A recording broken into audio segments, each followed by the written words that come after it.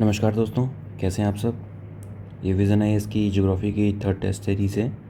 ठीक है, तो इसमें जो क्वेश्चंस हमने 13 तक किए हुए थे, ठीक है, तो उसके आगे इस टेस्ट सीरीज़ में हम कंटिन्यू करेंगे। तो क्वेश्चन नंबर 14 देखते हैं। क्वेश्चन नंबर 14 लिखा हुआ है, what is the process of lithification. So lithification को हम कैसे डिफाइन करेंगे। सो लिथिफिकेशन को अगर देखा जाए तो लिथ का मतलब होता है चट्टान, दैट इज़ द रॉक। ठीक है, और फिकेशन का मतलब होता है किसी चीज़ का फॉर्मेशन। सो क्या है, it is the process of formation of the rocks through the compaction of the sediments. यानी कि जो सेडिमेंट्स हैं वो क्या होते हैं, कॉम्पैक्ट होते हैं और उसके बाद रॉक का फॉर्मेशन होता है। This process is known as the lithification. 15 number question is consider the following statement. पहले लिखा है, onset of the early jet stream over the peninsular India and development of the high pressure in the regions lying to the north of the Himalayas. Which of the above weather phenomena are observed during the winter? तो winter में India में कौन सा weather phenomena observe होता है। ठीक है, तो पहला देखते हैं, विंटर के टाइम पे बात कर रहे हैं। लिखा हुआ है, पहला लिखा हुआ है कि onset of the early jet stream over the peninsular India. ठीक है, देखिए ये इंडिया का मैप है। अब क्या है कि जो भी जो जेट स्ट्रीम है, ठीक है, जो आती है तो वो विंटर की में नहीं आती, वो कब आती है, वो समर में आती है। तो it is the phenomena of the summer. ठीक है, onset of the early jet stream over the peninsular India. तो पेनिनसुलर इंडिया में जो जेट स्ट्रीम आएगी वो कब आएगी, वो समर सीजन पे आएगी। तो first is incorrect. Next is development of the high pressure in the region lying north to the Himalayas. आपको पता है यहाँ पे ये हिमालयाज़ हैं। ठीक है, अब हिमालयाज़ में क्या है, ठंड होगी, और विंटर में तो है और ज़्यादा ठंड होगी, क्योंकि विंटर में क्या होगा, विंटर में जो सन का जो हमारे CZ है, इंटर ट्रॉपिकल कन्वर्जेंस जोन है, वो नीचे मूव कर जाएगा। तो उस वजह से क्या होगा, यहाँ पे ठंड ज़्यादा होगी और ज़्यादा होगी। तो उसकी वजह से जो जो प्रेशर है, ठीक है, वो और ज़्यादा हाई हो जाएगा, क्योंकि टेम्परेचर जैसे ही लो होगा तो प्रेशर हाई हो जाएगा। सो इस बिहाफ पे जो सेकंड स्टेटमेंट है उस करेक्ट है। So B is the correct option. 16 question देखते हैं। 16 क्वेश्चन में लिखा हुआ है, with reference to the early jet stream consider the following statement. Sorry, easterly jet stream consider the following easterly jet stream consider the following statement. पहले लिखा हुआ है, the easterly jet stream shift southward during the south west monsoon period. यानी कि जो easterly jet stream है वो southward move कर जाती हैं during the south west monsoon period. ठीक है, दूसरा देखते हैं। दूसरा लिखा हुआ है, the easterly jet streams is responsible for bringing the tropical depression into the India. ठीक है, तो इसमें अगर बात किया जाए तो ठीक है, तो इसमें जो फर्स्ट स्टेटमेंट कह रहा है कि जो ईस्टर्ली जेट स्ट्रीम है वो क्या साउथवर्ड मूव कर जाएंगी इन दी साउथवर्ड मानसून पीरियड। फिर से मैप ड्रॉ करते हैं। देखिए ईस्टर्ली जेट स्ट्रीम यहाँ से आ रही हैं, ठीक है, क्योंकि अभी क्या मानसून का पीरियड यानी कि समर के पीरियड है। तो हमारा जो ITCZ है वो क्या है, ऊपर मूव कर गया है। ठीक है, सब ट्रॉपिकल रीजन में, क्योंकि वो ऊपर मूव कर गया है तो ये जो ईस्टर्ली जेट स्ट्रीम है ये नीचे ना जाके कहाँ जाएंगी, ये ऊपर के रीजन में जाएंगी। ठीक है, बात समझ गए होंगे। तो इस हिसाब से देखा जाए तो पहला स्टेटमेंट क्या हो गया, इनकरेक्ट। सेकंड स्टेटमेंट है, the easterly jet stream is responsible for bringing the tropical depression into the Indian subcontinent. ये सही है कि ईस्टर्ली जेट स्ट्रीम की वजह से क्या होता है, ट्रॉपिकल डिप्रेशन होता है। जो प्रेशर हो जाता है वो क्या हो जाता है, प्रेशर लो हो जाता है। तभी जो हाई प्रेशर से जो हवाएं हैं फ्रॉम द ऑस्ट्रेलिया साइड वो क्या होंगी, इंडियन सब कॉन्टिनेंट में आएंगी। सो सेकंड करेक्ट है, first incorrect, B is the correct option. 17 देखें। 17 लिखा हुआ है कि एग्रो फॉरेस्ट्री, फार्म फॉरेस्ट्री और अर्बन फॉरेस्ट्री। ठीक है, इन तीनों में क्या क्या डिफरेंस है। पहले लिखा हुआ है agro forestry, raising of the trees and the agriculture crops on the same land. ठीक है, second is that raising of the trees and the commercial farm forestry is the raising of the trees for the commercial and the non-commercial purpose on their farmlands. Third is the raising of the trees on the public and the privately owned land in the and around the ठीक है, तो देखा जाए इसमें जो सारे option है वो क्या है, करेक्ट है। एक टर्म आपने सुना होगा, the term is the social forestry. ठीक है, सोशल फॉरेस्ट्री के अंदर 3 तरह की फॉरेस्ट्री आती हैं। पहला हो गया अर्बन फॉरेस्ट्री, ठीक है, एक होता है urban forestry, second is the rural forestry and third is the farm forestry. ठीक है, ये 3 तरह की फॉरेस्ट्री आती हैं इसमें। अब एग्रो फॉरेस्ट्री क्या होता है, एग्रो फॉरेस्ट्री किससे बना हुआ है, एग्रीकल्चर प्लस फॉरेस्ट्री। तो agriculture plus forestry is the agro forestry. तो एग्रो फॉरेस्ट्री में क्या है, सिंपली क्या है कि जो ट्री की कल्टीवेशन करनी है, जो भी एग्रीकल्चरल क्रॉप का एरिया है वहाँ पर। फार्म फॉरेस्ट्री क्या है, फार्म फॉरेस्ट्री का मतलब क्या होता है कि यहाँ पर जो फार्मिंग की जा रही है वो क्या है, for the commercial and non commercial purpose के लिए फार्मिंग की जाती है, तो इसे हम लोग क्या कहते हैं, इसे हम लोग कहते हैं farm forestry. And the third is the urban forestry. Urban forestry में क्या है कि जो भी प्राइवेटली लैंड एरिया है उसके आसपास क्या करना है, हमें जो फॉरेस्ट है उसको उगाना है, तो that is called the urban forestry. ठीक है, तो यहाँ से हमारा फर्स्ट ऑप्शन क्या होगा, 17 का ये करेक्ट।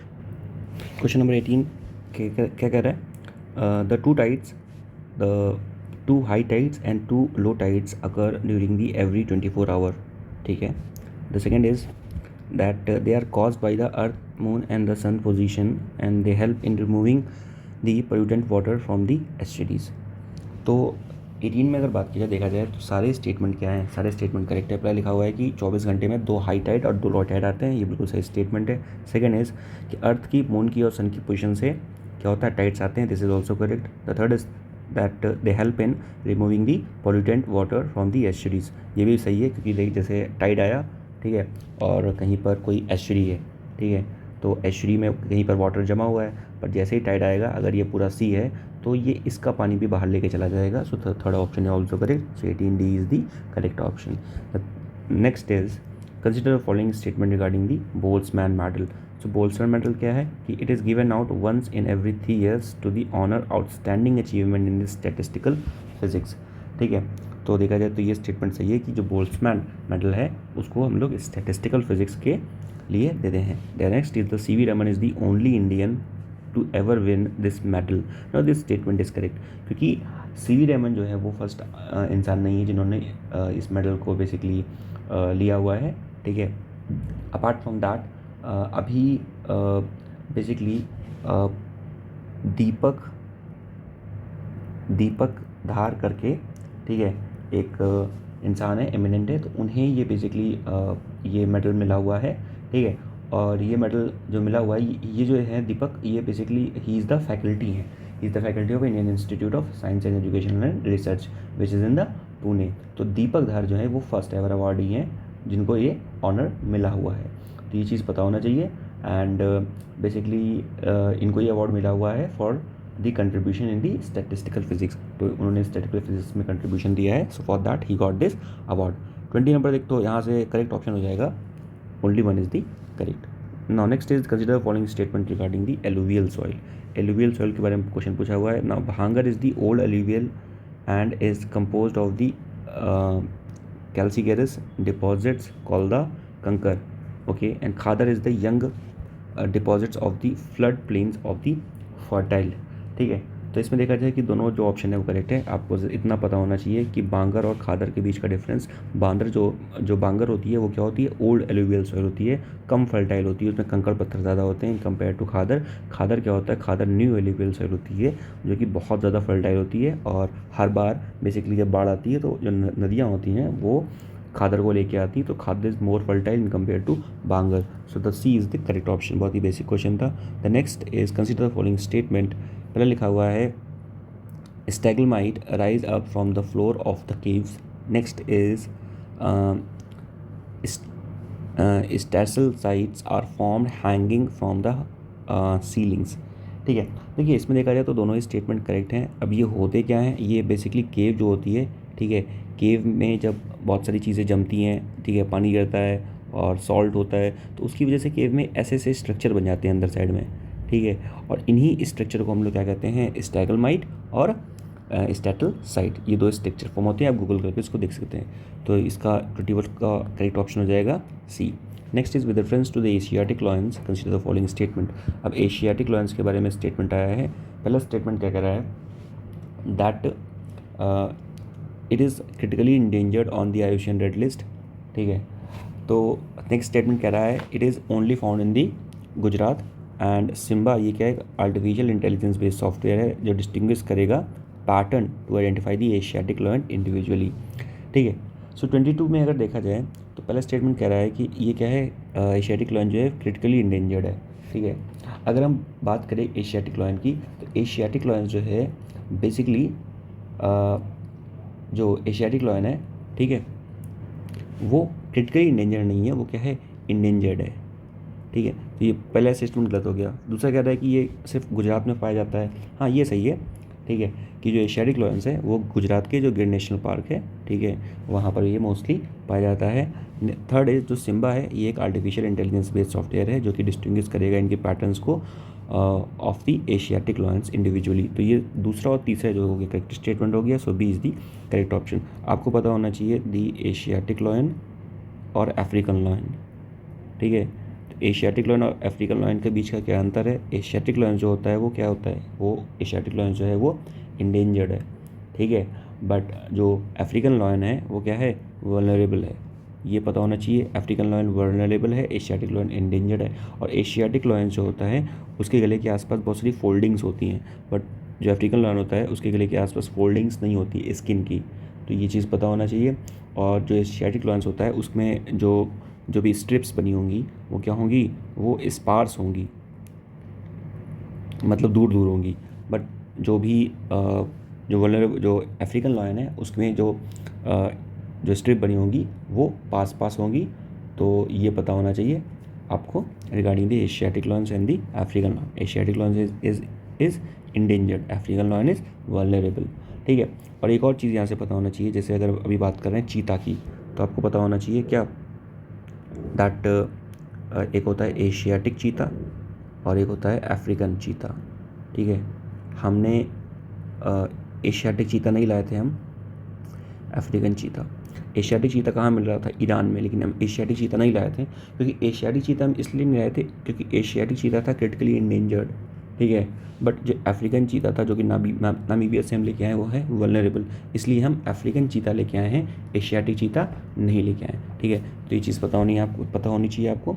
ठीक है, और जो एशियाटिक चीता होता है वो स्मॉलर होता है इन कम्पेयर टू अफ्रीकन चीता, जैसा कि लॉयन के केस में था। बट डिफरेंस इतना है क्या कि जो एशियाटिक लॉयंस है वो इंडेंजर है, अफ्रीकन लॉयन क्या है, वल्नरेबल है।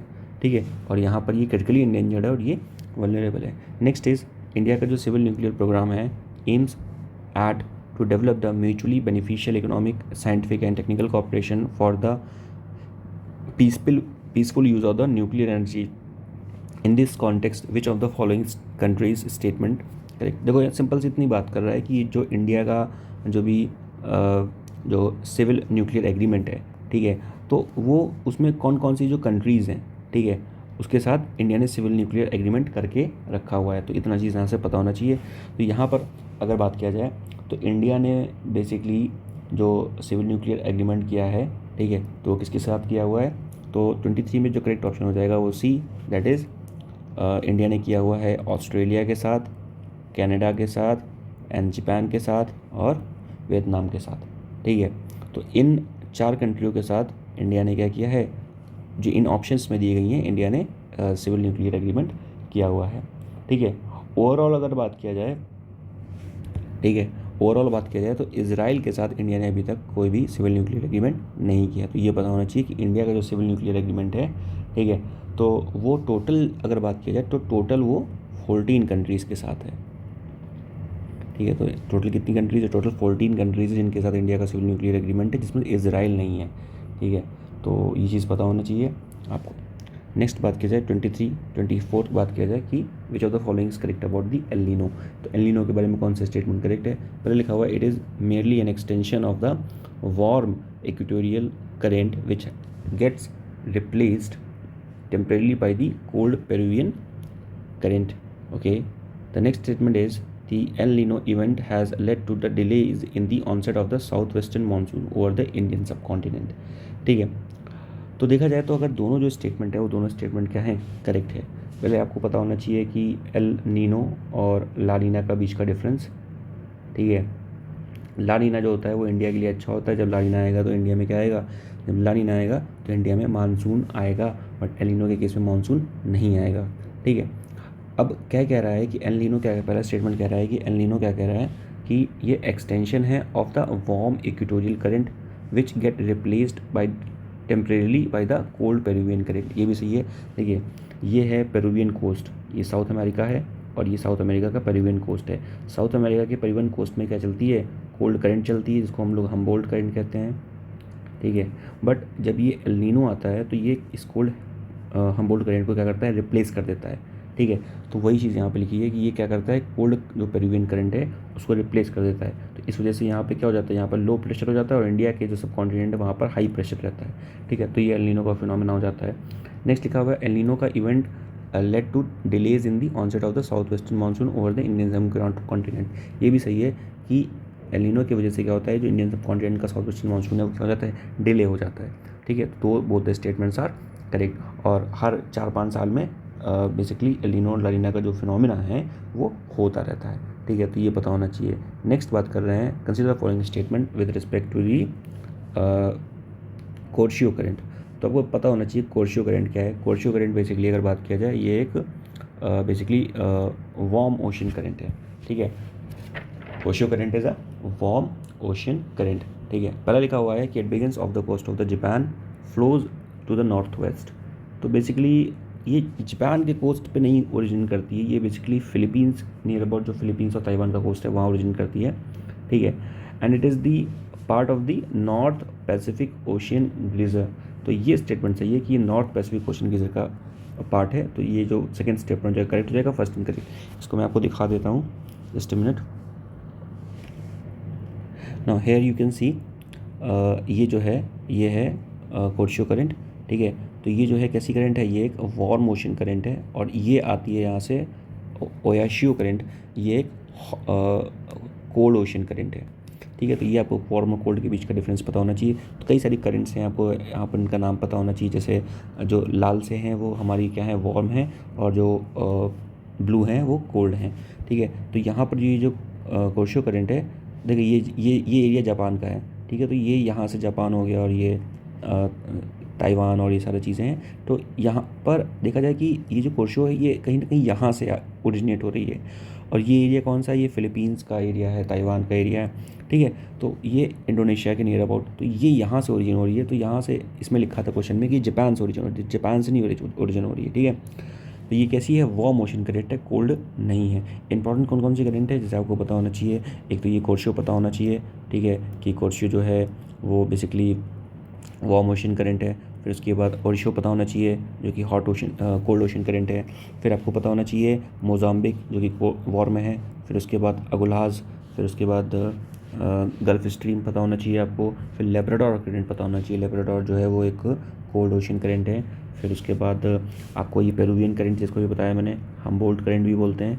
ठीक है, ये भी कैसी है, कोल्ड ओशन करंट है, जिसको एल नीनो आके रिप्लेस कर रहा था, क्योंकि एल नीनो क्या है, हॉट करंट आता है उसमें। ठीक है, और कैनरी करंट कैसी है, कैनरी करंट भी कोल्ड ओशन करंट है। ठीक है, नॉर्वेजियन कैसी है, नॉर्वेजियन हॉट है। ये कुछ चीज़ें पता होनी चाहिए आपको। ठीक है, तो हिसाब से देखा जाए तो हमारा जो बी हो जाएगा वो क्या हो जाएगा, करेक्ट ऑप्शन। अब यहाँ पे लिखा हुआ है कुछ पासेस के बारे में लिखा हुआ है कि कौन से पासेस कहाँ पे हैं। तो ये क्वेश्चन आपको पता ही होगा अगर मैं इसमें ठीक है, तो अब यहाँ पे भी देख सकते हैं कि जो इम्पोर्टेंट पासेस हैं। ठीक है, तो जैसे क्वेश्चन में दिया गया था जोजिला पास कहाँ पे, तो जोजिला पास ये है। ठीक है, तो जोजिला पास कहाँ पे है, ये जम्मू एंड कश्मीर में है। देखिए कौन कौन से इंपॉर्टेंट पासेस हैं मैं आपको बता देता हूँ ऐसे भी। जैसे ये जोजिला पास हो गया JNK में, ये इंपॉर्टेंट है। फिर उसके बाद बनिहाल पास, पीर पंजाल पास, ये इंपॉर्टेंट है। फिर उसके बाद बुर्जिल पास। ठीक है, और उसके बाद अघिल पास JNK में है, ये इंपॉर्टेंट है। ठीक है, और चांगला पास, ठीक है ना, इमिस पास, तो ये इंपॉर्टेंट है। अगर बात की जाए हिमाचल प्रदेश में, ठीक है, हिमाचल प्रदेश के कौन कौन से पास हैं। ठीक है, एक तो ये वहाँ यहाँ पर ये है बारालाचा, फिर उसके बाद देवास पास, फिर रोहतांग पास। ठीक है, और उसके बाद शिपकिला पास काफ़ी इंपॉर्टेंट है। ठीक है, तो ये आपको पता होना चाहिए कि शिपकिला जो है ये आपके क्वेश्चन में भी है। ठीक है, शिपकिला पास कहाँ पे है, शिपकिला पास हिमाचल प्रदेश में है। फिर उत्तराखंड के कई सारे पासेस जो पता होने चाहिए, जैसे बुलिंगला पास, मानस पास। ठीक है, और मांगशाधुरा, नीति पास, लिपुलेख पास। ठीक है, और उसके बाद सिक्किम के 2 पास बहुत इंपॉर्टेंट है। The first is the Nathula pass and the second one is the Jelepla pass. फिर उसके बाद अरुणाचल प्रदेश में कौन कौन से हैं, बोमडीला पास, और उसके बाद योयांग पास, फिर उसके बाद दिहांग पास, फिर उसके बाद दिपर पास। ठीक है, तो इतने पास जो हैं वो आपको एटलीस्ट पता होने चाहिए। ठीक है, तो यहाँ से हमारा जो 26 का करेक्ट ऑप्शन हो जाएगा वो क्या हो जाएगा, बी हो जाएगा। ठीक, फिर बात करते हैं 27। ठीक है, समझ गए ना। अब जब भी कैसे होगा, पहला क्या है, जैसे जोजिला लिखा हुआ है, ठीक है, तो जोजिला हमें पता है कहाँ पे, कश्मीर में है, तो ये करेक्ट हो जाएगा, इनकरेक्ट हो जाएगा, तो ये कश्मीर में हो गया। फिर उसके बाद शिवकिला, अभी ये तो ठीक है, हिमाचल प्रदेश में है। फिर उसके बाद जलीपला, ठीक है ना, नाथुला जलीपला तो सिक्किम में ही है, तो ये भी सही हो जाएगा। थर्ड इज़ द बारलाचा, ठीक है, ये उत्तराखंड में है, ये भी सही हो जाएगा। तो सॉरी, ये वाला इनकरेक्ट हो जाएगा, ठीक है। तो हमारा 2 और 3 जो हो जाएगा वो करेक्ट हो जाएगा, तो 2 और 3 इज़ दी करेक्ट हो जाएगा, ठीक है। तो इतना आपको पता होना चाहिए, ठीक। बारालाचा कहाँ पे है? बारालाचा हिमाचल प्रदेश में, ठीक है, उत्तराखंड में नहीं है। बारालाचा कहाँ पे है? ये हिमाचल प्रदेश में है। फिर बात करते हैं 27 क्वेश्चन में, which of the following statement best describe the hydrological drought, ठीक है। ड्रॉट भी कई तरह के होते हैं। हाइड्रोलॉजिकल ड्रॉट क्या होता है बेसिकली, जब जब क्या हो जाएगा, ड्रेस्टिक रिडक्शन हो जाएगा availability of the water in the storage and the reservoir, जब भी कहीं पर भी पानी की कमी हो जाएगी, ठीक है, वाटर और रिजर्वायर में, स्टोरेज में, तो वो that is called the hydrological drought. So on that basis 27 का जो करेक्ट ऑप्शन क्या हो जाएगा, वो बी हो जाएगा।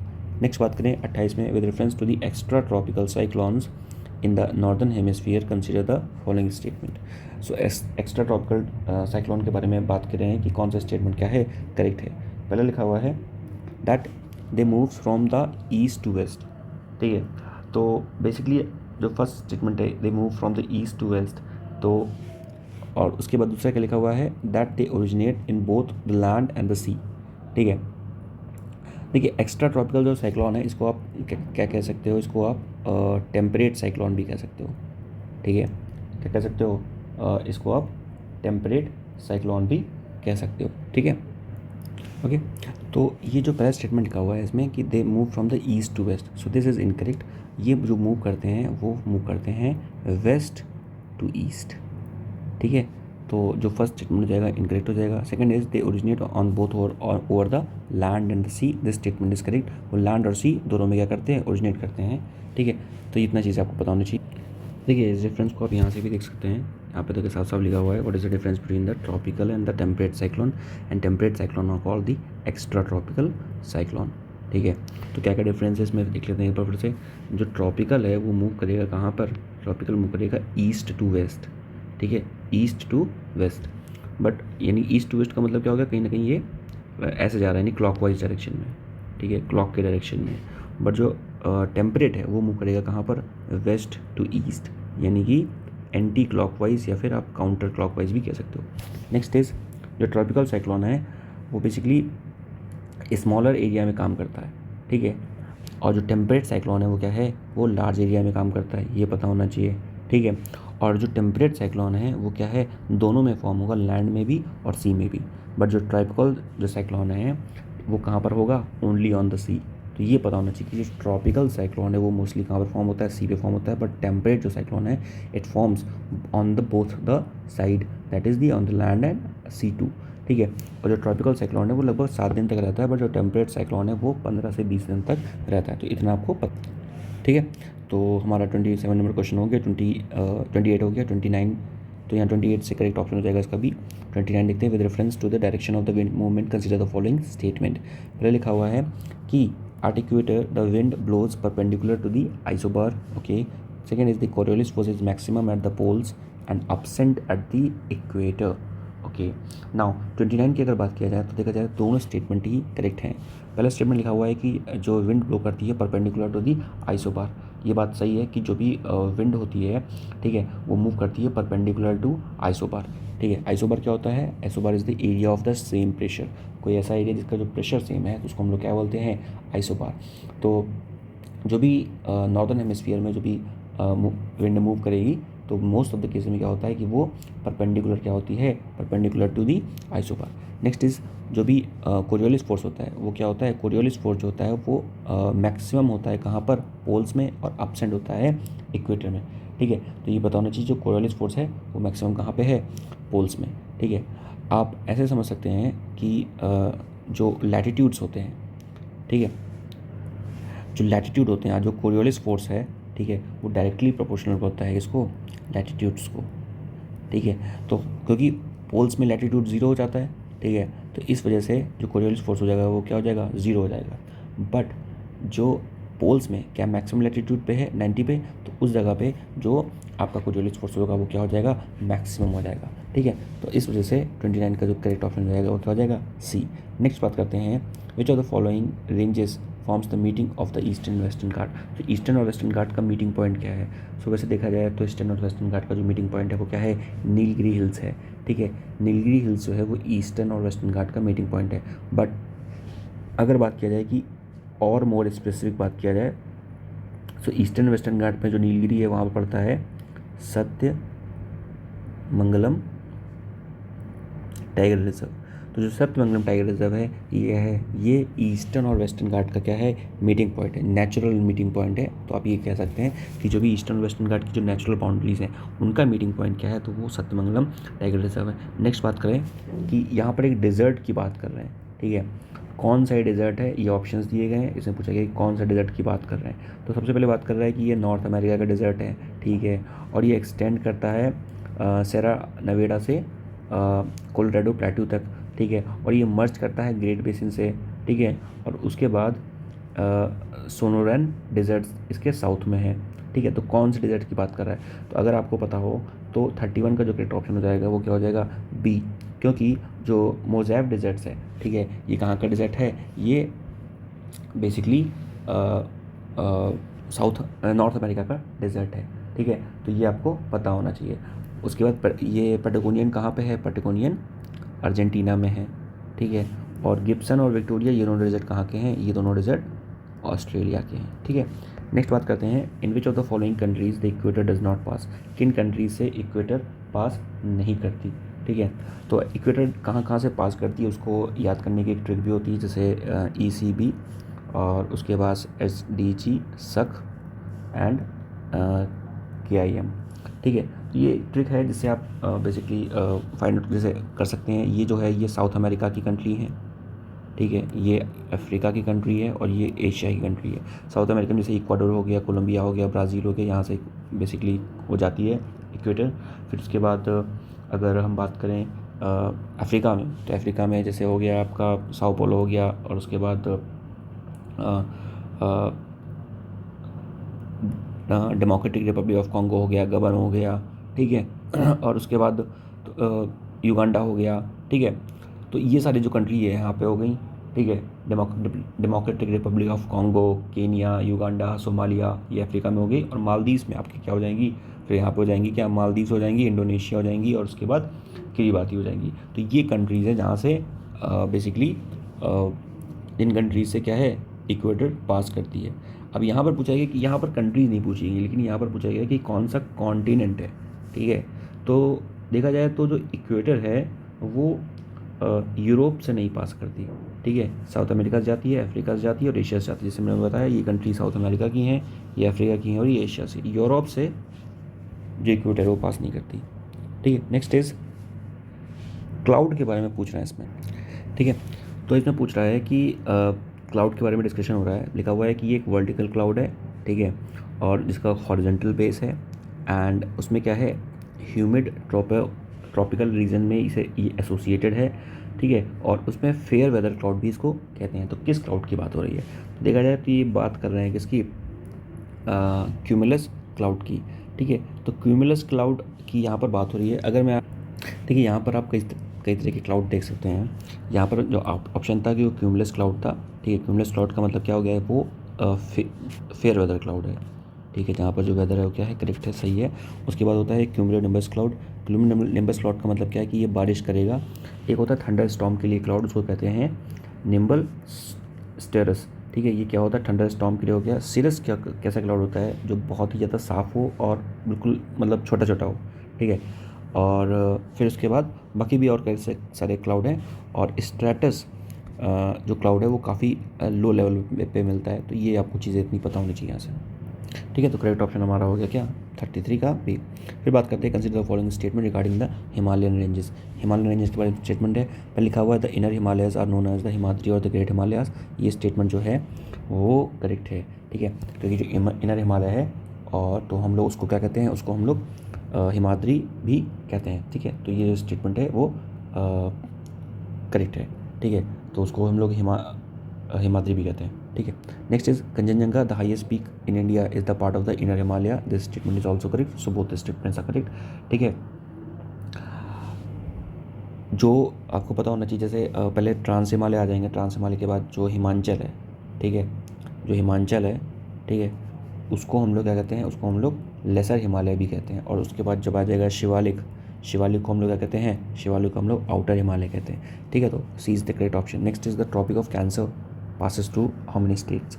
तो ट्रॉपिक ऑफ कैंसर इंडिया की कौन कौन से स्टेट से पास करती है? Tropic of cancer total 8 state से पास करती है। ठीक है, तो 8 स्टेट में अगर बात किया जाए तो सबसे पहले यहाँ से राजस्थान से जाएगी, फिर उसके बाद राजस्थान के पास गुजरात है। ठीक है, गुजरात से भी जाएगी, एमपी से जाएगी, छत्तीसगढ़ जाएगी, झारखंड, वेस्ट बंगाल, त्रिपुरा, मिज़ोरम। तो ये 8 स्टेट से ये पास करती है। ठीक है, और उसके बाद आपको पता होना चाहिए कि माही रिवर है जो कैंसर को बेसिकली कैंसर को 2 टाइम्स कट करती है। तो यहाँ पर पूछा गया कौन से स्टेट नहीं है इसमें। ठीक है, तो यहाँ पर जो त्रिपुरा और विच पासिस थ्रू विच, तो अच्छा कौन से स्टेट्स हैं, तो त्रिपुरा और मिज़ोरम है, तो यहाँ से बी जो ऑप्शन हो जाएगा करेक्ट, त्रिपुरा मिज़ोरम से पास करती है। असम और ओडिशा से ट्रॉपिक ऑफ कैंसर पास नहीं करती है। The next statement with reference to the biological weapon convention BWC, कौन से स्टेटमेंट करेक्ट है? ठीक है, तो यहाँ पर लिखा हुआ है it prohibits the development and the use of the both the biological and the toxic weapon, this statement is correct. The next is it was first multilateral disarmament treaty banning an entire category of the weapon of mass destruction, this is also correct कि biological weapon convention के अंदर का जो भी weapon of mass destruction है उसको ख़त्म करने की बात की गई थी। Next is it was negotiated by the conference of the committee on the disarmament in the Geneva Switzerland, this is also correct, all the statement are correct. Next is 37 consider following statement regard to the green hydrogen. Green hydrogen क्या होता है? ठीक है, जब हम hydrogen को natural source से extract करते हैं, that is called the green hydrogen. ठीक है, तो पहला स्टेटमेंट लिखा हुआ है the green hydrogen naturally exist as the gas in the unstable quantity is called the green hydrogen. This statement is incorrect, क्योंकि कोई भी जो नेचुरल गैस है वो एग्जिस्ट करती है नेचुरल फॉर्म में, उसको ग्रीन हाइड्रोजन नहीं कहते हैं। जब हम लोग क्या करें, उसको हम लोग बेसिकली ग्रीन हाइड्रोजन को क्या करें, जैसे वो पानी है तो पानी से हम लोग क्या करें, हाइड्रोजन को स्प्लिट करें, ठीक है, through the process of electrolysis. ठीक है, जिसमें हम लोग रिन्यूएबल एनर्जी का इस्तेमाल करें, तो that on that time that is called the green hydrogen. ठीक है, तो ये जो फर्स्ट स्टेटमेंट है सिर्फ जो नेचुरल गैस में जो मिल रही है उसको ग्रीन हाइड्रोजन कहते हैं, विच इज़ इनकरेक्ट। इंडिया का जो पहला ग्रीन हाइड्रोजन बेस्ड जो प्लांट है वो तमिलनाडु में ओपन किया गया है। ठीक है, सो देखा जाए तो ये स्टेटमेंट भी क्या है, इनकरेक्ट है, क्योंकि जो इंडिया का जो पहला ग्रीन हाइड्रोजन जो प्रोजेक्ट है, ठीक है, तो उसको हम लोग तमिलनाडु में नहीं, उसको हम लोगों ने आंध्र प्रदेश के सिमहाद्री जो डिस्ट्रिक्ट है, ठीक है, वहाँ पर इसको प्रोजेक्ट को ओपन किया हुआ है। देखा जाए तो दोनों स्टेटमेंट क्या है, इनकरेक्ट। नेक्स्ट बात करें, which of the following movement can be categorise as the slow mass movement. तो स्लो मास मूवमेंट हम लोग किसको कहेंगे, ठीक है, तो पहला लिखा हुआ है कि सॉलिफ्लक्शन। ठीक है, तो सॉलिफ्लक्शन क्या होता है? सॉलिफ्लक्शन मतलब क्या है कि जब भी जो सॉइल है, ठीक है, जो सॉइल है वो डाउन स्लोप करे, यानी कि टूट के नीचे गिरे in a form of the fine grained rock debris. ठीक है, तो उसे हम लोग कहते हैं क्या, सॉलिफ्लक्शन। सो दिस ये स्टेटमेंट करेक्ट है, सॉलिफ्लक्शन कहीं ना कहीं जो है स्लो मास मूवमेंट का एक एग्जाम्पल है। Next is earth flow. ठीक है, अर्थ फ्लो क्या होता है? अर्थ फ्लो में क्या होता है कि जो भी रैपिड मूवमेंट होता है अर्थ के सिल्ट का, मटेरियल का, तो उसको हम लोग कहते हैं अर्थ फ्लो। तो यहाँ पर रैपिड मूवमेंट की बात नहीं कर रही, यहाँ पर स्लो मास मूवमेंट की बात करी, तो this statement is incorrect. Next is slump. Slump का मतलब क्या होता है कि जब लैंडस्लाइड बहुत ही रैपिडली तरीके से होती है, ठीक है, तो उसको हम लोग क्या कहते हैं, स्लम्प कहते हैं। सो ये दोनों तो नहीं हो सकते हैं, तो first is correct option, A is the correct option. Consider the following statement with reference with respect to the temperature distribution in the ocean. Ocean की टेम्परेचर डिस्ट्रीब्यूशन की बात कर रहे हैं, तो लिखा हुआ temperature decreases at a uniform rate with increasing the oceanic depth, यानी कि जो टेम्परेचर है वो यूनिफॉर्म रेट में डिक्रीज़ करता है जैसे ही हम ओशियनिक डेप्थ को इंक्रीज़ करते हैं। तो देखा जाए कि ये जो स्टेटमेंट है, ठीक है, वो बहुत ज़्यादा करेक्ट नहीं है, तो कहीं ना कहीं ये इनकरेक्ट स्टेटमेंट है, क्योंकि जो ओशियनिक डेप्थ का जो टेम्परेचर है, ठीक है, वो जैसे जैसे हम नीचे आते हैं तो जो टेम्परेचर है वो पहले ही बहुत मतलब ऊपर की ही लेयर में जो टेम्परेचर है वो कम हो जाता है, नीचे जाने पर तो बिल्कुल बचेगा ही नहीं टेम्परेचर, पर यहाँ पे लिखा हुआ है क्या कि ये यूनिफॉर्मली डिक्रीज़ करता है, ठीक है। तो यूनिफॉर्मली इंक्रीज़ करता है, ठीक है। जस्ट टेम्परेचर डिक्रीज, हाँ टेम्परेचर जो डिक्रीज़ करता है जैसे ही हम लोग क्या करते हैं ओशन डेप्थ को इंक्रीज़ करते हैं, ठीक है। तो कि टेम्परेचर जो है वो डिक्रीज़ करता है जैसे ही हम लोग क्या करते हैं ओशन डेप्थ को इंक्रीज़ करते हैं। तो यूनिफॉर्मली नहीं करता है, वो पहले ही के स्टेज में क्या हो जाता है, कम हो जाता है। तो this statement is incorrect. Second लिखा हुआ है the ocean in the northern hemisphere recorded relatively higher temperature than the southern hemisphere, ठीक है। तो देखा जाए ये स्टेटमेंट जो है वो करेक्ट है। क्यों? क्योंकि नॉर्थ जो नदर्न हेमिस्फीयर है, तो नदर्न हेमिस्फीयर में जो लैंड का और जो पार्ट है वो ज़्यादा है इन कंपेयर टू सी, ठीक है। तो उसकी वजह से क्या होता है, वो जल्दी वार्म अप हो जाता है, बट सदर्न पार्ट में ऐसा नहीं होता, ठीक है। तो उस हिसाब से देखा जाए तो जो सेकेंड स्टेटमेंट वो करेक्ट है, जो B will be correct option, ठीक है। इस वीडियो में थैंक करते हैं, नेक्स्ट वीडियो में आपसे मिलेंगे। Till then take care, good bye, thank you.